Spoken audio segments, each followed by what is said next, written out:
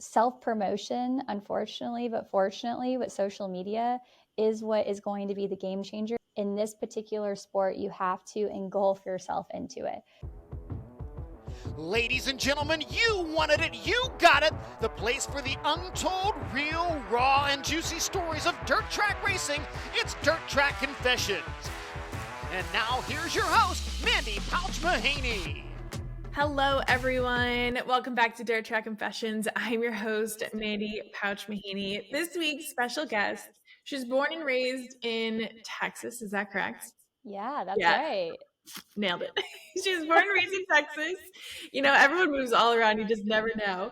But she was born to a racing family. At a young age, she jumped behind the wheel pretty quick, right? She did go-karts, quarter midgets, legends, asphalt. I'm making up words now. Asphalt, as if late models. But she didn't just stop there.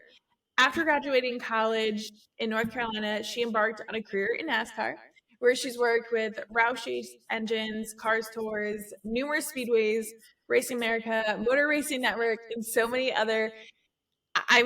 Broadcasting, air personality, pit reporting, hosting, marketing professional. We're going to dive in, but I'm not done there yet.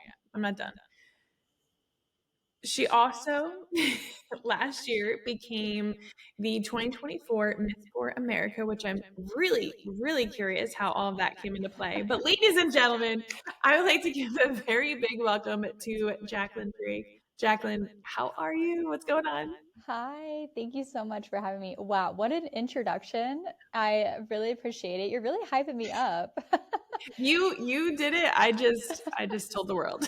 I appreciate it. It's so fun to be here on your show. I've been following you for so many years, and you are a boss babe yourself. So love to be on here and be a part of it. And of course, talk about racing with another motorsports enthusiast straight from the heart. So hi. Amen. Amen to that. So obviously you're quite the dynamic figure in the racing world, girlfriend. Like, you're doing it all. My first and foremost question, because this is something I always get asked often, which had me curious, is what inspired you to transition from being behind the wheel to being behind the mic? It was very hard, and it still is to this day. I don't think you ever, especially when it's something that you did growing up, and just like if someone was doing a youth sport, this is exactly what I did. So from 6 until I was 19, I was racing every single weekend, traveling with my family, on the go, doing the whole racing life. And then all of a sudden you're an adult and you have bills and you need to make money. And so me stepping out of the seat really started because I had moved out into an apartment. This was in Fort Worth, and I needed to pay for my bills. So I was working on the weekends, and I was going to college. So I was doing my classes while also working full time. And that was quite the challenge. So on Saturdays, instead of me going to the racetrack, I was working at a bank as a bank teller and getting my hours in so I could pay my apartment rent. That was 500 square feet big. That place was tiny, but you kind of had to do what you needed to do in order to make it happen. And I quickly realized that I missed being a part of the racing community. So I needed to be involved in some capacity. And really for me, it started with helping my friends with their marketing. I knew a little bit of graphic design. I knew how to build websites, and that's what I started to do. So when I wasn't working at the bank and I wasn't doing my college homework, I started building websites for my friends that were in motorsports. And then I had connections with Timmy Hill, who raced with my brother in the Allison Legacy Series out in North Carolina. But at this point, he was driving in Cup, and he needed a PR person, but he didn't have the funds for it. So I was like, I could be your PR person. You know, I want to be involved in it. So I really wanted to be a part of racing, even if I wasn't putting the helmet on myself. And you realize as an adult how much money it takes in order to go to the track. And I always wanted to be able to know that I had the equipment to win. So it made it somewhat easier, knowing that like I made the decision myself versus some guys in dirt, like they don't get to make that decision if they're injured.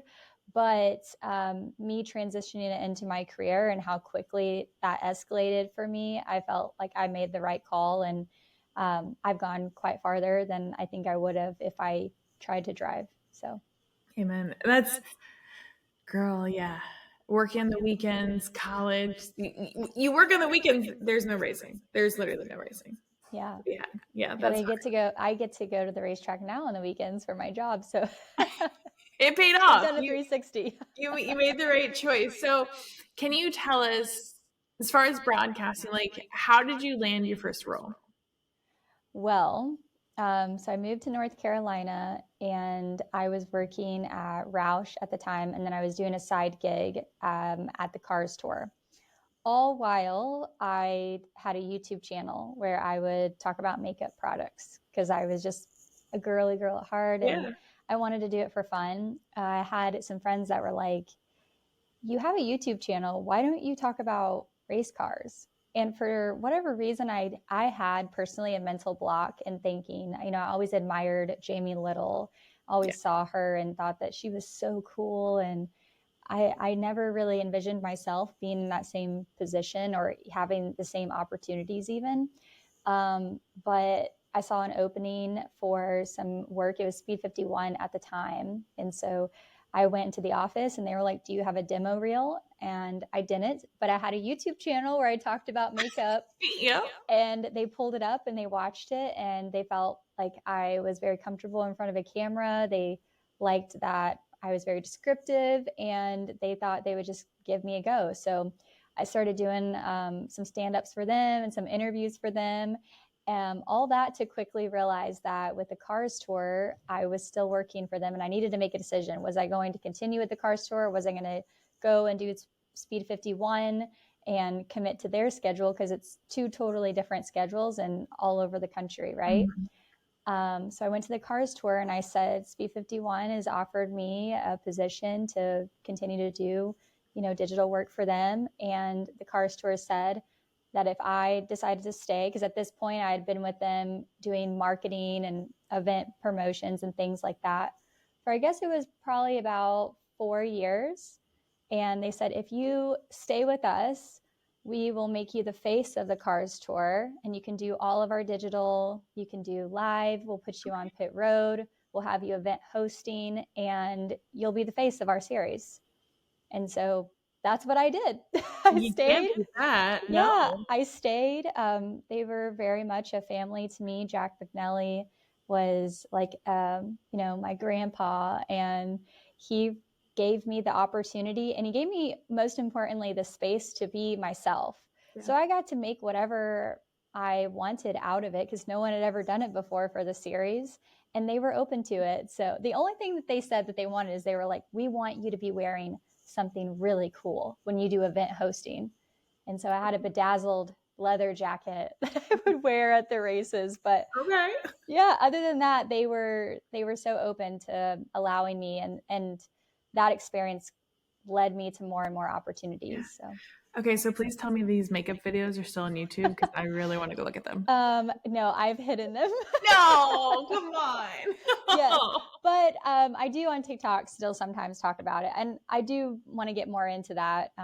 But it was so saturated, and now even more so with the way social media has gone. Especially TikTok. Oh my God, it's insane. Yeah. Well, good for you. I did not know. I love that. That's amazing. So being a former, I hate to say former because I'm sure if you could still jump in a car, you would. Yeah, of course. I did get to race a couple of years ago. I raised the money to come out here and do it. And I raced a big late model race out here. So, and I still test drive and, people ask if I want to practice their car. So I got to drive a modified and things like that. But yeah, so I still hop in and, have a good time when I can. I love it. So with that being said, being a former driver, do you feel that helps you tell stories and like just bring the full story when it comes to, for the viewers, for the listeners, for the person that you're interviewing? Oh yeah. I notice a lot of things that I feel like the average broadcaster may not notice, whether it's with the driver or crew members and how they're communicating with each other. or of course things that are, going on in the car that you can notice on the track that I think if you haven't been around it and haven't, I don't want to say groomed to know these things, but I pick up on these little bits and pieces to better tell the story. And I mean, we all know at the racetrack it's very loud. So sometimes you can't actually communicate with crew members on what's going on. Mm-hmm. So for me, being able to just tell without having necessarily to ask is an edge that I enjoy. And then on the flip side is the community is so welcoming to me because they know that I'm a racer. Yeah. I've had so many drivers come up to me and they're like, you understand it because you've been there. Like, my frustration or like where I am with maybe a team. And there's just an equal level of respect, which I am so grateful for. I was nervous about that with moving to North Carolina, like from Texas. I'm like, they don't know who I am. Yeah. They don't know this girl, what she's doing here. But they have been so open and, like I said, very respectful to me and have never necessarily questioned my position or if I belonged in that role. I love that because I think it was like 8 or 9 years ago. I was doing pit reporting. I did it myself. But the people I had worked for, I shouldn't say it was the people I worked for, but the guy that was trying to groom me, his style was like get up in your face, and I'm like, that's not me. Literally, like you just said, you want to build that trust that it's not always about getting the good story or like twisting it a little bit, but making them comfortable and confident that, I don't know, you're there for their best interest too. Yeah, and there are definitely journalists out there that lean more negative or lean in the direction where they are fine with putting their subject in a bad light. I have never been one of those to do so or felt comfortable doing so. And my lack of doing that has led to more respect in the garage.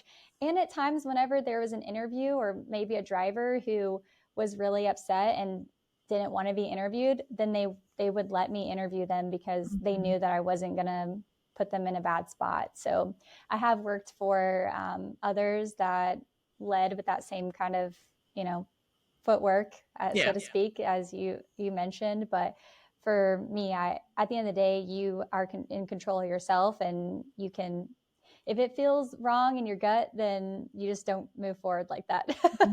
It's almost like writers, that you read their pieces and they have a certain style about them. And when people watch you do what you do, you have a certain style, which actually it's my next question is, I feel like you've built such a strong personal brand for yourself, because you weren't just Jacqueline with the Cars tour, like you are Jacqueline. And so what tips do you have for others trying to build their own brand? Awesome. Thank you so much. I appreciate that. That is a really great compliment. And it was really hard for me whenever I started this journey because I had a private account on everything. I didn't have a website or anything. I was actually very embarrassed to share a photo of me like holding a microphone or sharing clips of me interviewing, especially in the beginning. And I had someone in the race industry, he's been involved in it for a very, very long time, for decades. And I ran into him at the airport and he stopped me and he said, I love what you're doing, but if you don't talk about it, no one will know. You are your greatest cheerleader. And self-promotion, unfortunately, but fortunately with social media, is what is going to be the game changer, especially for somebody like me. I didn't have the connections. I didn't have I didn't have a family member that was in broadcasting that could open a door for me. I had to become noticed by my work and by me telling my story, quite literally. Otherwise, how would anybody know who I am and where I'm from and why I'm even here? So me starting my own website and public social media was a huge hurdle that I had to overcome. And then I had to learn how to be myself authentically in front of everybody. So I had found that I was kind of like muting myself a little bit at times, maybe with what I would wear or how much I would write online. I'd be really vague, or I'd only have one caption. And then the more that I continued to open up and be myself, people can tell when someone's really happy versus if they're faking it. Yep. So if you're being authentic, you don't have to remember anything. You're just being who you are. And at the end of the day, who cares what everyone else thinks, as long as you are being yourself and doing what you are truly meant out to do. So following, that journey and just trying to fulfill all the things that I think that I could be capable of has far exceeded where I thought I would be when I started this journey. And I'm thankful for social media for helping me open those doors, and just trying to be yourself, which I think you do a great job at it too, Mandee. You're always on there, and you're really great at that as well. So you're so sweet. See, this is why we match. We match very well. Actually, do you dress yourself? It's a very serious question. Do people help you? Because you can help me, please. Yeah. No. You don't? What's your secret? My secret to styling, I do not Pinterest. I'll look up Pinterest ideas and I get a lot of advice from my boyfriend. I'll put together outfits and I'll ask him if it looks good or not. But I had looked into a stylist at one point, but I'm too picky and particular with certain colors. And so, yeah, now I just do it all myself. Okay, well, you're doing awesome. Whatever outfit I saw last is pretty stylish. I'm like, okay, Thanks. she's rocking it. Yes. Thank you. Yeah, I try to. I used to wear I'm wearing black today, but I used to wear a lot of black and all black outfits. That was kind of my thing for a long time. And I had a coach with my broadcasting, and she asked me, she was like, do you have to wear black? And I said, no. And she said, okay, well, the viewer, they want to be entertained, whether that be what you're saying or what they're seeing. So don't be afraid to step outside your comfort zone. And so especially when I'm doing event hosting, I lean into wherever we are and be entertaining, because that's what we're doing. Heck yeah. I love that. So what would you say is your strategy when creating content that resonates with both like the fans, but also new people coming in? Like you want to attract in. Yeah, I think for me, I have so many different sides of my story that will become usually attractive. Like for someone new that's getting interested in motorsports, they may not realize all the different jobs that you can have in the space.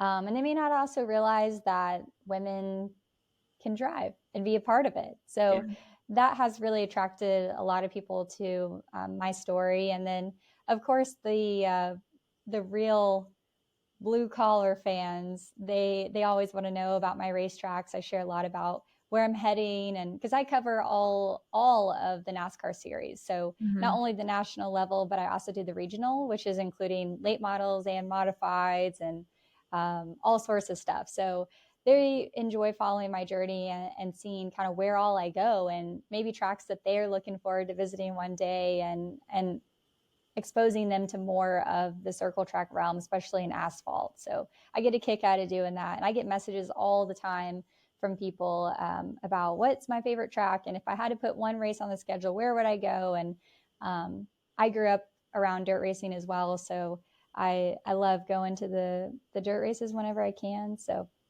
again, race fan at heart. Amen. Yes. So, okay. For the women out there that want to break into the industry, whether they've got the background or they don't, what kind of piece of advice would you give them? If you want to be involved in motorsports, but you've never been, let's say you don't have exposure to it, you've never been to a track, or you went to the race one time and now you want to do it, I would say in this particular sport, you have to engulf yourself into it. So go to a track that's near where you live, be a part of that team somehow, whether it's hanging banners like I did for the Cars Tour in the very beginning, or if it's helping them with their Facebook page or working in the concessions. Understand the operations that happen, because the number one thing that they will ask about if you move up through the ranks and you become, trying to get a job in a national league or with a big team, they're going to ask about your experience. Like, it's great to have a degree, it's great to have that knowledge, but they want to know about your experience. Who did you meet? What did you do? How did you do it? Do you know, the proper language? Do you understand the lingo? Can you find your way around a racetrack? If they were to send you to the track, can they trust that you can find the credentials? Yeah. And it's simple things like that. It's not out of reach. You can accomplish it, but you have to set your mind to it first. And then early on in my career, I really made a focus to say every single day, whatever it was my goal, every single day I need to do one small task to accomplish that. And that really made my time more efficient, and ultimately made me more focused into what I really wanted, because I was working on it every day instead of saying, oh, in 5 years, I want to accomplish this, or in 1 year, I want to accomplish this. Well, what did you do before that? Because if you didn't do the work to get there, that's not just going to wake up one day and hand it to you. That's for sure. Spot on. so spot on. You said that one thing, and it had me thinking about, oh, God, is it a book called One Thing? I don't even know. I read it like 2 years ago, but it talks. Oh yes, there is. Yeah, it talks white. about Yeah. doing just doing one thing every day that will move the needle forward. And as soon as you said that, I'm like, yes. Yeah. Yeah. It's so easy though in life. We get caught up with the things that every day, mundane, that we're working through our daily task, and a week turns into a month, turns into 6, and then it's 2 years. So I know. So, okay, now that has me really, really curious is, do you do any type of mindset work, or like you said, like studying, anything to help you continue to grow personally, but also show up confidently? Yeah, of course. Of course. And I would say I'm not Iron Woman. I am not great sometimes on staying consistent with it, but especially in pageantry, we had a mental coach for that. So I had someone who I worked with, and he works with athletes all over the country, and it's about exactly what we just talked about, and staying focused on where you're headed, and ultimately not focusing on the things that you can't control, because at the end of the day, I can't control someone else's decisions that they may make that affect me. I can only control myself and what I am able to set action to. So yeah, I do that. I am also very religious. So I do a lot of reading in the Bible, going to church, and having a good community around me that is supportive, and keeping me grounded on truly what matters. Yes. Because in racing, we can get very caught up, and this is for fun. This is not the end. Yeah, spot on. There's so many of us that it's like, you're so hungry to get there, get there, get there. You get there and you turn around and you're like, well, what else did I do? Yeah. What was the journey? Who did you meet? Yeah. And yeah, it's very hard. It's very hard to somehow, see outside of all this. But yeah, you gotta remember at the end of the day that it's life, and there's a lot in between that you can miss if you don't look around. Like the country song, right? I feel like that's a country song. There's always a good country song. So what would you say? I always jokingly say quote unquote normal, right? Because like I don't know if our lives are normal, but what does a normal work week look like for you? I thought you were going to say, what's a normal life activity? It's like, do we have time for that? Yeah. My normal work life. Okay. So if I have a race that weekend, so I'm just going to say this week, what I'm doing this week. Okay. Monday through Friday, I work my NASCAR full-time job that is inclusive of, I'm a manager of media strategy, and I work with our broadcast partners. So I'm typically doing emails, having meetings. Today I'm in the NASCAR headquarters in Concord, and I have about 7 meetings today. So I'm halfway through my day. Yes, lots of calls, meeting with all different departments and working through events, upcoming activations and things like that. And then on the weekends, so I will usually travel to a race on Thursday or Friday, just depending on, like for this weekend, I'm working Charlotte, so I live nearby. But if I had to be there on Friday, I would travel on Thursday. And then I would work the race weekend, and then I would fly back late Sunday if there's a flight option, because we fly commercial as employees, or I'd have to fly back Monday. So, and then I would just keep going. It's like Groundhog Day. Just keep it going, round and around. So It really is. until I get a weekend off, and then I'll have like a break where I will have a couple of days, not necessarily completely unplugged, because I'll still have emails or text or calls happening throughout the weekend of events that are ongoing. But yeah, it stays pretty busy and pretty stressful at times. I'm currently in the process of moving, so we're doing that in between 2 race weekends. So good luck with that. Yes. Hey, that's like me trying to have a baby in the thick of race season, Jacqueline. It's such great everything. It's all good timing. Everything's great. That's why I keep saying everything's gonna be fine. Everything's gonna be fine. So, what would you say with everything that you do? Like, what do you love the most about it? Oh man, I know. I love being at the racetrack. I absolutely love being at the racetrack. I really like what I do and making an impact in the sport, but to be at the track and see all the cars and the fans, I get goosebumps. Almost every single national anthem, I will get goosebumps. And I always make sure to look at the fans if there's like one to go, or those moments where there's something dramatic happening during the race. I'm looking at the audience and seeing like how they're reacting. It's seeing other people fall in love with the sport is so special. And I've met so many race fans that this is their first time ever going to the track, especially in the last few years. Like there's been, a big positive uplift for motorsports all around. So to see them and meet them and like hear about their first time and what they really enjoy, like I love seeing that. So, and the sound of cars, like, I don't know, there's something about being physically there. The adrenaline rush that comes with a live event is really cool, and to be a part of it. Yeah. Yes, spot on. So, okay. So that's what you love. But what would you say is the hardest thing about what it is that you do? I would say the hardest thing is probably the balance, the work-life balance, because what racing for me started with, like my family and I would go and do this and travel to the tracks all together.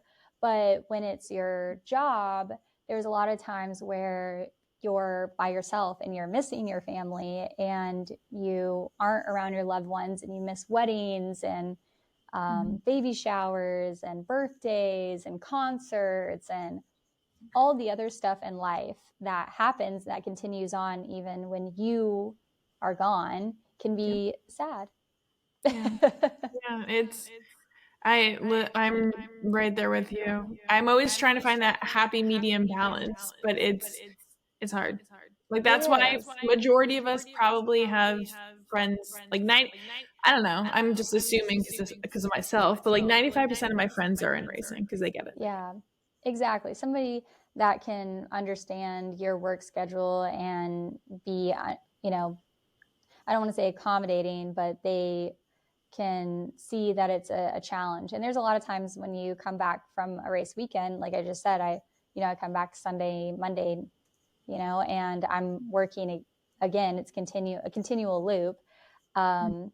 I don't necessarily even want to hang out with people in the week or be a part of events and things like that, because I need to recharge myself so that I can go and do it all again, and I can go perform and do what I need to do for my job on the weekend. So it can be very, very challenging, very draining. So yeah, people have to be understanding. And like for me, when I moved here from Texas, I left my parents and my grandparents, like all my family. So I sacrificed a lot in doing just that as well. So luckily my brother, he works in the Cup Series, so I see him on the road.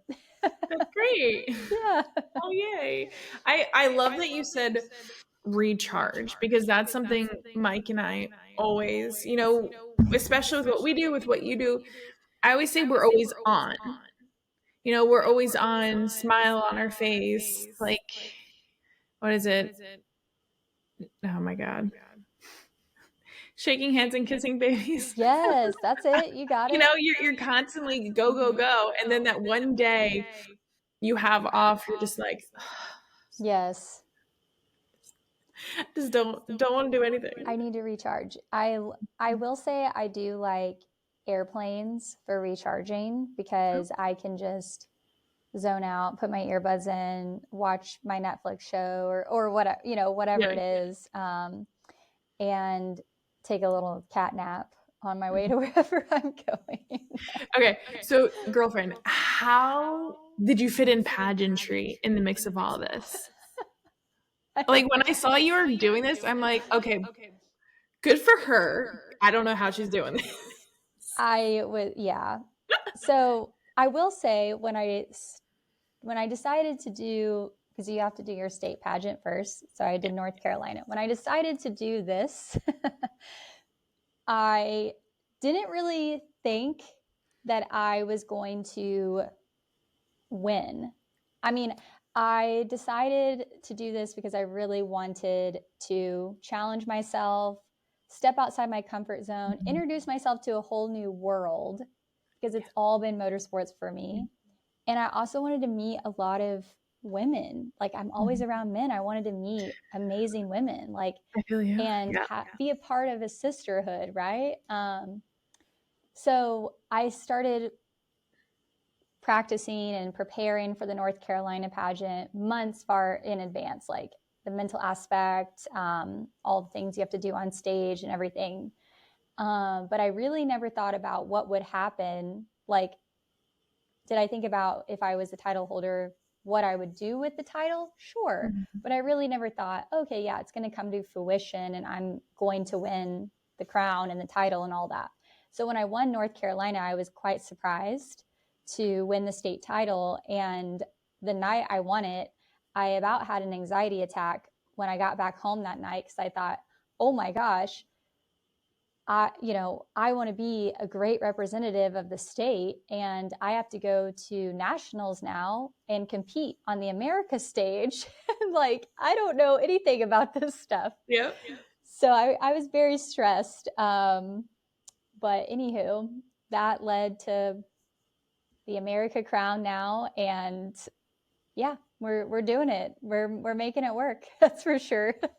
That is amazing. So I feel I'm right there with you. Like, the motorsports world is very male dominant. And so I love that you said finding your sisterhood. Now, do you feel you've been able to cross them over? Yeah. Oh yeah. Right. That was my biggest shock. I was very nervous before I entered in, or when I was preparing for North Carolina. I was very nervous to tell any of my coworkers about me going on to do this pageant. So I actually kept it a secret until the week before I went to go compete for North Carolina, because they were like, "Where are you headed this weekend? What track?" And I was like, "Oh, funny thing, I'm not. I'm actually going to do this weekend." So they were fine with it, but I just wasn't sure how it would go. And then, of course, once I won, oh my gosh, like, everybody was on board, and they were so supportive and wanting to support me however they could. But the crossover now, like, especially as a title holder, has been really interesting. So many people have, messaged me or reached out about the women in sports aspect side of me, coming from a sport that doesn't necessarily have a lot of women involved in it, the TV side, and so many women who didn't necessarily feel like they could be girly in a sport that is so male dominated. And I think, like, for me, I really have discovered this whole other side of being a woman in this sport. Yes. And like I told you, like in the beginning of this interview, I really used to mute myself. I mean, whenever I raced, I remember thinking my first race car was pink and purple. My second race car was red and black. And I remember thinking that with a red and black car, they won't know that I am a girl. So that's kind of cool. Like I won't be necessarily judged right off the rip because of the color of race car I have. But yeah, like now with the Miss for America Strong title, I am quite literally the polar opposite of what you would expect of someone that's at a racetrack. And I love that. I love that I get to honor both motorsports by saying you can do both of these things and you can do them both well. And it's cool. I mean, I literally take off my heels and I put on my Nike Dunks, or I put on, you know, my snapback hat and go to Millbridge Speedway. And then the next morning I get up and I go do an appearance and I meet the governor of states. Like, I don't know. It's quite crazy, but I think we just do a really good job at society at boxing ourselves in when we really shouldn't. And we do it to other people. We do it to each other. And we're just capable of so much more that if we eliminate all that together, then you can go on to do it all, and whatever it is that you can dream up. So I'm so blessed, Mandee, to be a part of the pageant journey and to represent, or to have represented North Carolina, and then now to represent America is really cool. I'm so thankful for it. So And yeah, I love that you're saying and you're showing and proving that you can, for men and women, like you can do and be both, you know, like especially with everything I do. I've got the health and wellness business, I've got the podcast, I've got YouTube, I've got racing, I'm a wife, I'm a daughter, I'm an aunt, I'm gonna be a mom. mm-hmm. Like how do you balance all that? You know, some days I'm like, who am I today? You know, Yeah, you don't know. And to, especially when it comes to building your own brand, you know, that's why I feel like you do such an incredible job at dripping them in, and like I said, kind of cross promoting them both, because like how incredible is it, you can show a whole world this universe that they don't even know exists. yeah. I had a driver come up to me. This was shortly after I won America, and I won't disclose him. But he came up to me and he said, you know, kind of asked me why I wanted to do and what led me to do the pageant thing. And then he told me very truthfully, he said, "This is all I've ever done is motorsports, and I went racing since I, you know, was really young, and this is all me and my parents have done, and now I'm involved so deep.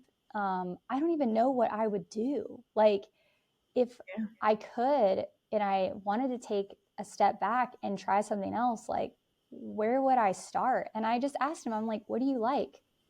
What do you like to do other than just, you know, racing? And he said, fishing. And he's like, well, I really like fishing and this and that. And I'm like, dude, go for it. Like, Yeah. get a boat. Why not? Like, why are you not? So it's something so simple, but and it can happen in any area of life, but we just get so caught up in one thing. And I love that my life has been motorsports, but what was even cooler is whenever I did try something new, all the people I met that had some sort of involvement and experience in racing. So then now they're watching and now they're a part, like we're growing the sport by stepping outside of the sport, and getting to share our journeys with others. So anywho, I just, first off, you're going to be a great mom. You're going to be able to balance it all. If you can balance all that stuff, you're going to do freaking awesome. But if there's anything people take away, and if it's the last thing that I ever share in my life, is that you are capable to being brave enough to trying something new. Like if I can do it, the girl who couldn't walk in heels, if I could do it, like you can go and do whatever it is. Yeah. So, like, do not doubt yourself in that. So yeah, I'm again, I'm so thankful to have done this and had success. It wasn't even about that for me. I wanted to just go and experience and challenge myself. So the crown was just the icing on top, and it's very sparkly. Very sparkly. Well, Grubby, you are making quite the ripple effect, and I just admire watching you and can't wait to see like where this leads you. So you're doing like phenomenal, but we're not done yet. I just have like a few spicy questions for you. Right. You ready? Love it. Yeah, okay. I'm ready. I think. So I told you, hey, free game here. What's one thing about the racing industry that nobody wants to say out loud? Oh, one thing that nobody wants to say out loud. Is that why it's spicy? It's spicy, yeah. It does. Listen, I look at it as like I'm a huge promoter. Obviously, we want butts in the seats, and we want more race cars. We want more drivers. We need the entertainment. But no one wants to say out loud how damn expensive it is. Yeah, do that. That's probably where I was going to lead. You cannot take mine. It takes more money than you think in order to be competitive. That's just the truth. Okay. And that's probably across the board with any sport. But yeah, if you want to win, it costs. Okay. All right. There's question 1, question 2, which I kind of feel like you might have gracefully touched on this, but have you ever had to fake it on camera? I mean, yes. Oh, okay. All right. Done. Like when you have a bad day and you're, I don't want to do this. Or maybe you've interviewed someone, you're like, just not into this. Of course, we all don't have, perfect days every single time. I mean, you're going through a bad breakup, you're just maybe crying in a trailer, and then you're like, okay, let me go talk about pit reporting. Great. Yep. Not every day is perfect, but you are there to do a job. So you need to show up and show out every time you're there to do your job. Yeah. Leave your emotions back at the door. At the back gate, door. Whatever. Yeah. The credential trailer. So whichever one comes to mind, we're okay with sharing. Is what's one of the most outrageous DMs you've received? Because girl, yeah, I mean, provocative images. Okay. Yeah. Unsolicited provocative images. Images. Okay. Yeah, I don't even know. I thought those things should be filtered by now, but no. Yeah. I actually just the other week, and I told my husband, he's like, I need to see. Because someone actually, okay, free game. This is my podcast. I'm free gaming in here. I was not ever planning on talking about this, but we're gonna do it. Is this one pair of leggings, okay, Jacqueline? I don't know if we call it camel toe anymore, but this is where we're going. There was a video that someone captured, and I was just, I'm pregnant, I'm wearing leggings, stuff don't fit anymore, and stuff's also growing. And so this person had the audacity to screenshot the picture, zoom in, and send it to me. Oh. And I don't even want to go with yeah. I was like, did you respond to this? I just deleted it. No. Yeah, that's wild. Listen, social media gets a little crazy. You think? And I love you guys. I love race fans, but certain things, let's not be doing that. Yeah. I'm like, we're all human. I'm sorry that happened to you. Oh, listen, I for a hot second I saw it and I was bothered, and then I kind of just laughed. I'm like, okay, delete. It's just creepy. Yeah, it's creepy. Yeah. So especially being female, because the amount of stuff I tell my husband, he's like, how come women don't do this to me? I'm like, I'm sorry. There's a I don't lot know of what it reasons. A lot of reasons. Yeah. It's, yeah, that's something my boyfriend has had to understand and learn because he's been in racing his whole life. Started shortly around the same time I did, and he Mhm. drove for a very long time. So, um, just the difference between the, judgment, critiques, messages, and things between like the two of us. He's like, why would people do this? Why would, and I'm like, I don't know. I mean, because people are unhappy with Mhm. the place that is being carved out, like, Yeah. and the mindset behind it. So, yeah, that's a whole other. Whole other podcast. Yes, that it, but I mean, he had to learn, and my dad at a very young age, from me, he had to learn as well because he was driving like back in the 70s and 80s. So when I started racing, like, yeah, it just was quite different. And the comments that were made, and I was young. I mean, I was a child. So Mhm. um, yeah, but you just keep on all right. You don't let the Yeah. haters bring you down. I always tell everyone, especially, it's one thing growing up in the racing world, it's another being female. You grow up and get Hmm. such thick skin so quick. Like my husband, it was like, I think it was over the winter at some point. He thanked me. I was like, for what? Let me write this down. Let me record this. What are you thanking me for? And he's like, you just don't care about what other people think. And it's helped him kind of grow thick skin. I'm like, well, Hmm. what I grew up in, it's like I was tossed to the wolves at age, I don't know, when I was born, essentially, you know? Yeah, yeah, yeah.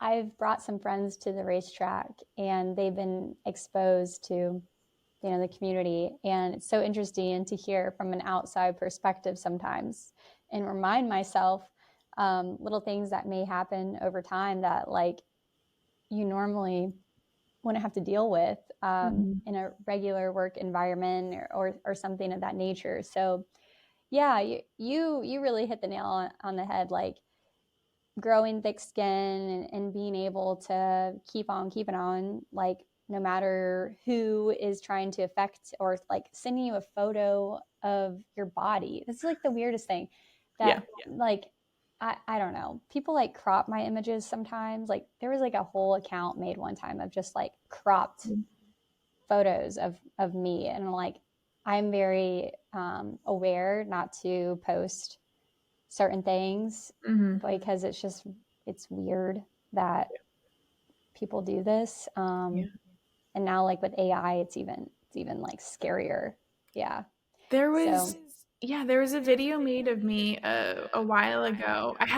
Jacqueline, when I tell you, I had so many people come up to me and they're like, I can't believe you said that. And I'm like, it wasn't me. yeah, It was not me. yeah, It's scary.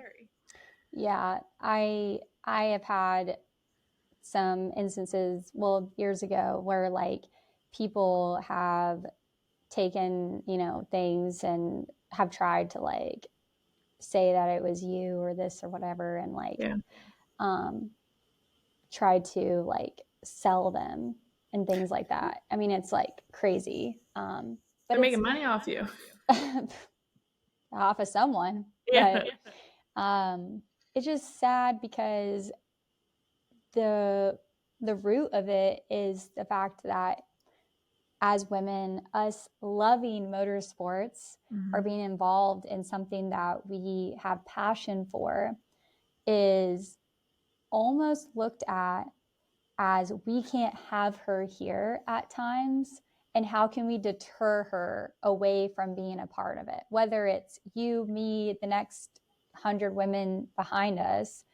And like, that's just not normal for anybody to deal with, like, Mm-hmm. when they're there to do a job, or they're there to enjoy a sporting event. And I know this probably happens in other sports, um, and I mean, obviously, Erin Andrews, like, the iconic thing that happened with her, like, to be exploited is so sad and disheartening for society. I don't like to talk about it a lot because I try to always focus on the positive, but we should not be exploited. Like our who we are is not for you to take from us and almost use it as a weapon against us. Like it's wild, so wild.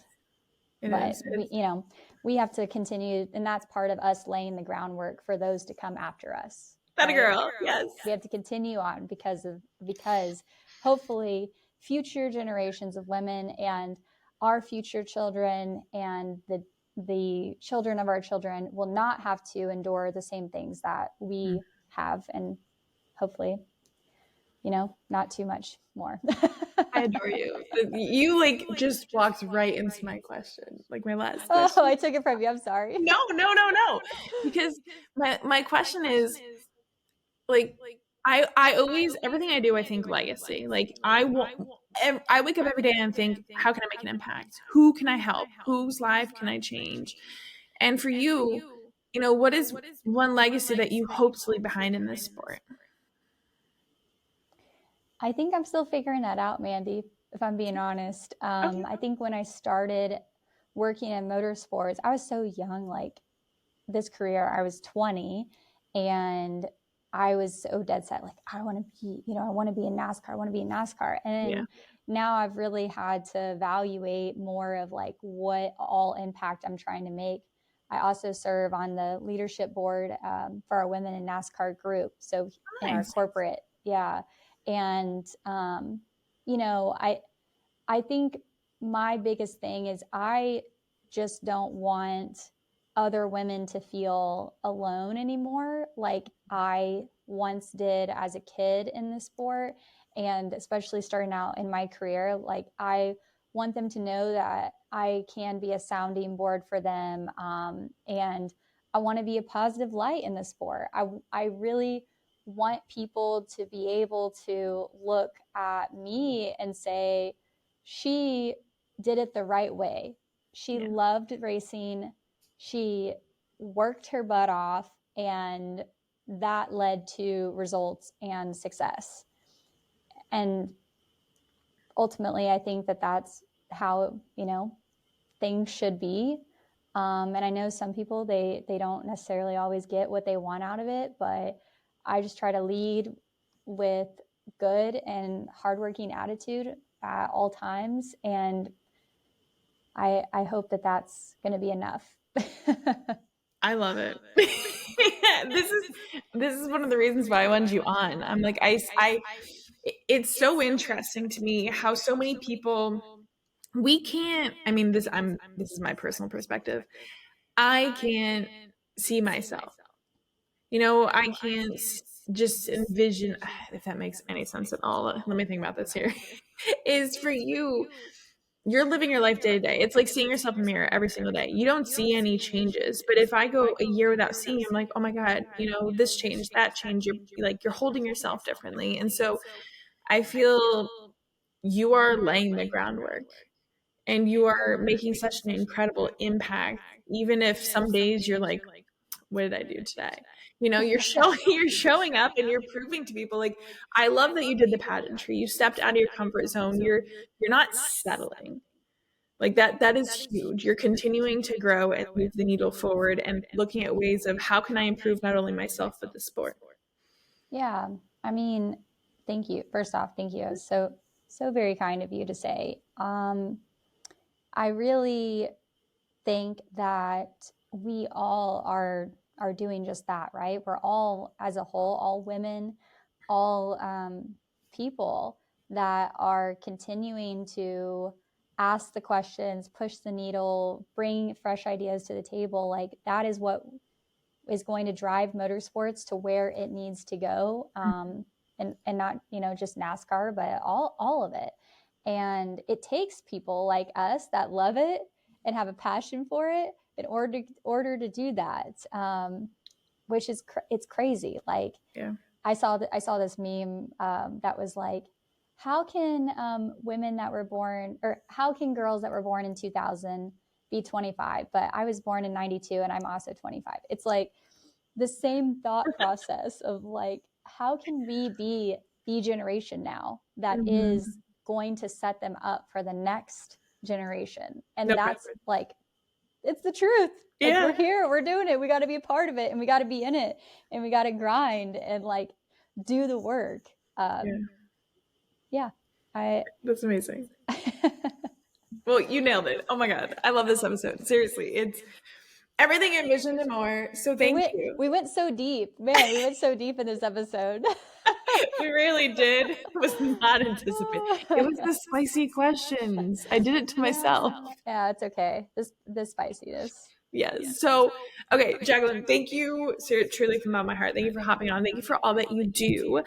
But lastly, where can our listeners find you on social media?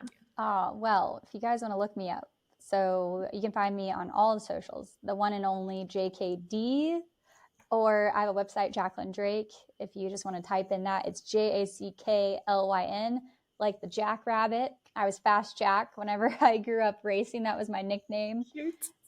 So yeah, find me on there, follow along, be a part of the journey, or not. You don't have to. I'm also on TikTok. I love TikTok and Instagram are my two favorite social medias, but TikTok especially, I feel like I'm my corny self over there at times.